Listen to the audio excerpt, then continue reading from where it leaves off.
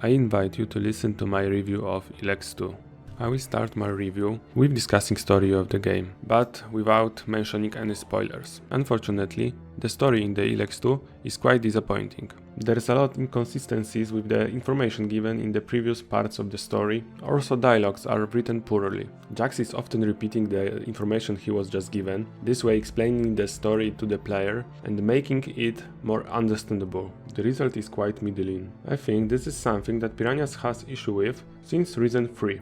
Where they ignored the things that were said in the previous games or in previous parts of the story. In my opinion, first ELEX had similar issues. I had finished it 6 months ago, and I only remember some parts of the plot, which is not good sign for the overall story. Creators try to fill in into single game many ideas and the themes known from the science fiction and not only from it, but most of these ideas are not presented in any other way than being mentioned once in the story, which ruins narration and world building, which seems like developers wanted to fit as many ideas as possible into single game and then they built the story and plot around these ideas. And I'm not talking about mixing the worlds of the Berserkers and the Alps, but about constant introduction of new concepts, which weren't mentioned in the first ELEX and the new ones aren't developed properly. There is a few ideas which are cool and could be interesting for the player, but often they are half-baked and if developers have put more thought to them, the result could have been much better. Also, it's worth to mention that the second part of the game is mostly combat. In the Gothic and the first Reason, second part of the game also included a lot of combat, but there was also an aspect of ruin exploration. Here, second part of the game requires killing dozens of enemies. If it was not for the Berserker Fire Rain spell, it could quickly get very tedious. It's worth mentioning that not whole story in the game is bad. Many of the side missions is well written and are more compelling than main plot. Most of the side missions is available in the first part of the game, so that's why first half feels better. My overall conclusion is that world building in the ELEX II is alright, and many of the themes make sense. For me, it seems like Piranhas made rookie mistake by creating world first and then fitting some rushed plot into it. It's a good place to discuss the world that Piranhas have built. I think it's one of the greatest advantages of ELEX II, apart from the exploration, which will be discussed later. There are 5 joinable factions on the Magellan. 3 main are Berserks, Alps and Morcons. There are also 2 side factions, that is Outlaws and Clerics. Interestingly, there is an option to complete the game without joining any of main factions, which is novelty in the games of this studio. I like the way in which Berserkers faction was developed. They are now less fixated on not using technology, they fit better into presented world, so suspension of disbelief for this faction is now a little lower.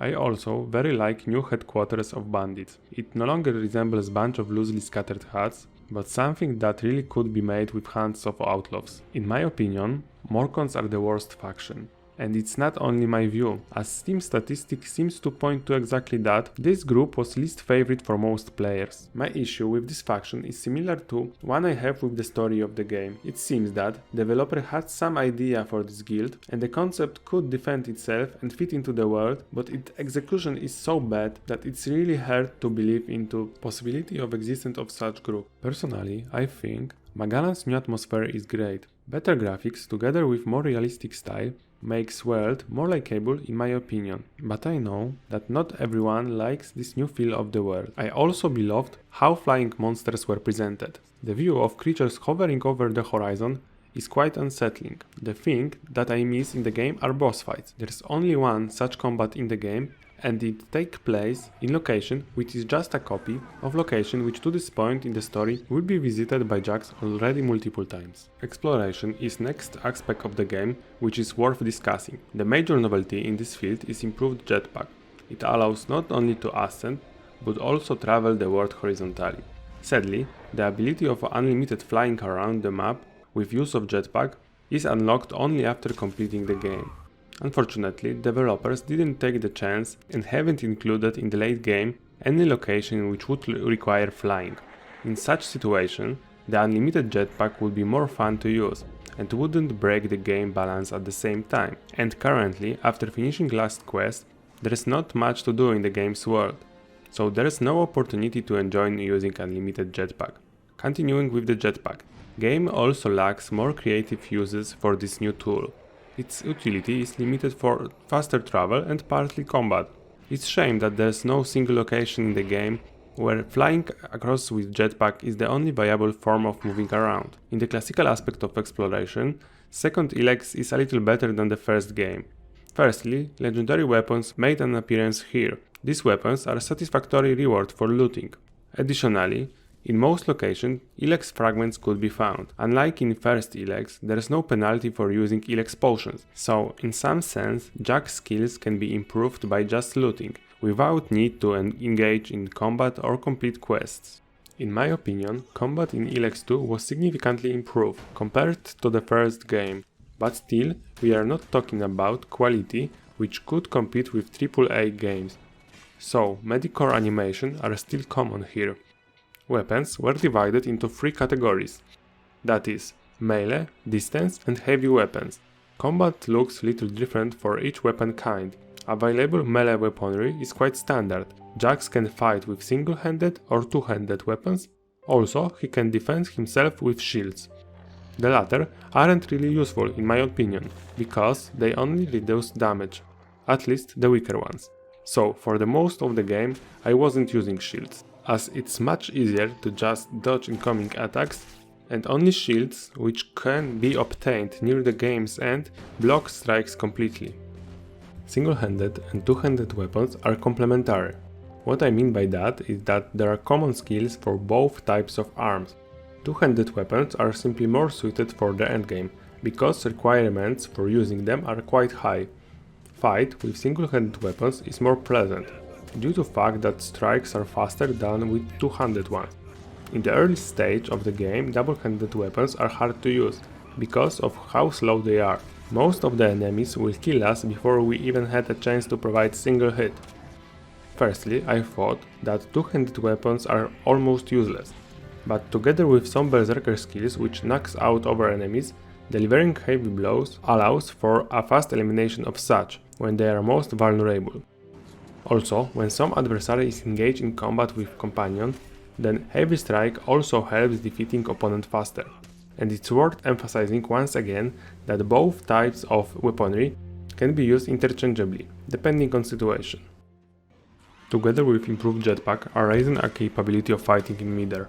It is available only for single-handed weapons. It's quite useful mechanism despite being not so fun to use and not well developed. Melee air combat comes to clicking single button repeatedly, but it has this advantage over distance air combat that it allows for locking on targets. So this saves time by not forcing player to aim as with distance weapons. Distance combat hasn't changed all that much. Available weaponry is similar to this from the first ELEX. So bows, shotguns, crossbows and energetic rifles are all present here. It seems that enemies react more realistically when shot at, also ragdoll behaves better now. Distance combat shines the most among all types of air combat.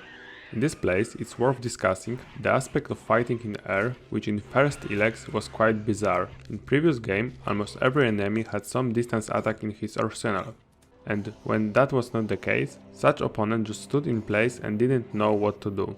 In second ELEX, this aspect has been vastly improved, and I am quite impressed with how well this works. Here, enemies, which doesn't have any distance attack, will run away from flying jacks and even try to deviate from the line of fire, which is quite surprising. Developers introduce flying monsters. The AI of such enemies works correctly. I haven't seen a single situation where such opponent would be bugged. Different types of arms and combat in game are highly unbalanced. After unlocking Fire Rain spell from Berserk's skills tree, it was possible to complete whole game just with it. It was useful not only against large groups of enemies, but against single strong foes too, because it was the easiest and fastest way to gain as much damage as possible. Maybe due to this spell being available in Berserk's skills tree, I haven't found utility for heavy weapons, which in theory gained a lot of damage even from vast distances and knocked over enemies. But in action it was easier to just get as close to adversary as possible and use spell. Due to lack of good hit detection when Jax was dodging, enemies' hits are ignored most of the time. So the winning strategy is to just fire the spell and roll around dying opponents. Also, shotguns are overpowered. They fire hail of bullets, each of which gains significant damage. The only drawback is that shotguns are only efficient in close range, but due to the way game is constructed, getting close to enemies isn't dangerous in any way, so in near range, shotguns are most useful weapon, more than any other melee, distance or heavy weapon. For the whole game, only range weapons which I have used were bows, which were useful for eliminating weak enemies from far away, and every other combat was resolved easiest with shotgun. But all of this don't have to be treated as flaw, because in some sense game allows to adjust fighting style to personal preferences, but it's worth keeping in mind that game is highly unbalanced. Also, after some point, healing potions become quite useless, due to the health regeneration skill together with health point stealing stones which could be socketed in weapons. For healing stones to work, it's only required that weapon is equipped and not even used. So, they work together with, for example, Fire Rain spell. With such combo, it's possible to almost ignore obtained damage, as life is regenerating quickly, and I'm talking about hardest difficulty here. All that means it's totally viable to focus on story, and don't bother too much about carefully spending skill points, at least when Berserk's skills tree is available. I'm not sure how this works with skill trees for other factions. At the end, I would like to discuss technical aspects of the game. Graphics has been hugely improved. Developers also introduced a good deal of smaller gameplay enhancements. Most of them I have already discussed in previous material. During my playthrough, I haven't noticed any bug which would break the game. I was able to complete each quest, and bugs which I have noticed weren't too annoying. The only exception to this rule is that despite the game being published already a few months ago and having several patches, occasional crashes which closed the game completely still did occur. Also, optimization haven't been improved, at least in my case, after these patches. So, I suggest that if someone is bothered with occasional lagging, then they should wait with purchase after those issues are resolved. There was a lot of complaints in my review of new game from Piranha Bytes, but I'm speaking from position of fan of all previous games of the studio, and I think that ELEX II is keeping high level of quality, especially when compared to first ELEX, where plenty of technical aspects were improved. Sure, it would be great if all those concerns were fixed, but regardless of them, I had great time completing ELEX II. I spent over 100 hours with these games, and I think that if someone liked previous games of Piranhas, including new ones, this game will also bring them a lot of fun. Thanks for watching, see ya!